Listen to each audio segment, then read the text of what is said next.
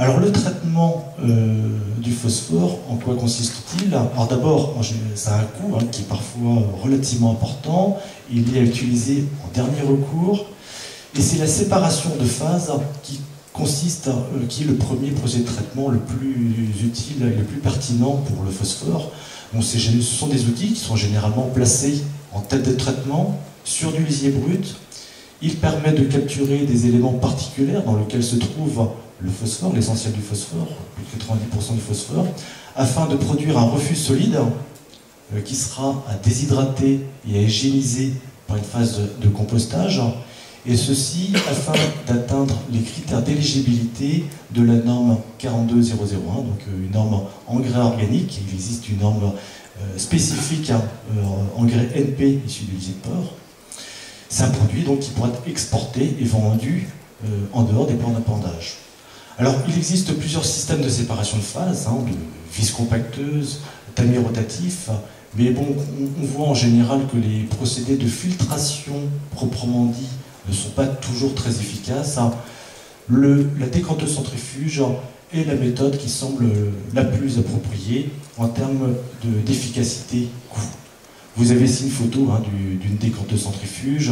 Alors c'est un outil qui permet de capturer 75% du phosphore, voire 90% lorsqu'on ajoute des polymères ou on fait de la recirculation de boue. Alors c'est un coût quand même qui n'est pas négligeable, parce que c'est entre 60 000 et 100 000 euros, auquel il faut rajouter donc, les coûts d'installation, le hangar. Ça donne un refus donc, après compostage qui pourra doser 50 voire 55% de matière sèche, qui va être très riche en phosphore, 40 kg par tonne de produit brut. Alors souvent dans les élevages porcins, la difficulté pour respecter les critères de la 42001, ça va être l'azote. L'azote, c'est un critère qui est parfois difficile à atteindre, les 1,5 du produit brut. Les méthodes alternatives à la séparation de phase, c'est la production d'un compost en rajoutant donc un substrat ligno-cellulosique. Donc là, on va chercher plutôt à rentrer dans la rubrique des amendements organiques avec la 44051. Ça sera des procédés donc, dont vous avez déjà peut-être entendu parler, donc Isater, avec le compostage de lisier sur paille ou autres déchets ligneux, déchets verts, sûrs, ça marche aussi très bien. On peut faire également du compostage avec de la litière de porc, il y a des élevages de porc sur litière. Le produit peut être composté. Enfin, il faut avoir un œil sur des solutions qui sont innovantes, parfois très intéressantes. Alors là, la liste n'est pas exhaustive, j'ai mis les plus importantes. C'est le raclage en V sous caillebotis, où on va pouvoir séparer des urines et des fesses. Là, on a plus de 90% du phosphore qui va pouvoir se retrouver dans les fesses. Et c'est un produit, donc après compostage, donc il faudra peut-être rajouter de la paille un peu, on pourra donc chercher à l'exporter. La déshydratation également peut être intéressante, notamment en couplage avec de la méthanisation, on en parle de plus en plus, mais déshydratation notamment donc, du digestat. Voilà, donc en conclusion, avant d'envisager un procédé de traitement, donc il faut apporter un diagnostic sur les solutions alternatives. Donc évidemment, rechercher des surfaces d'épandage quand c'est possible.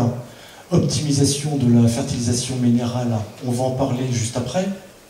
Réduction à la source, on en a parlé juste avant, etc. Donc, mais si le traitement s'avère nécessaire, à ce moment-là, le recours à la décanteuse centrifuge risque d'être le modèle dominant.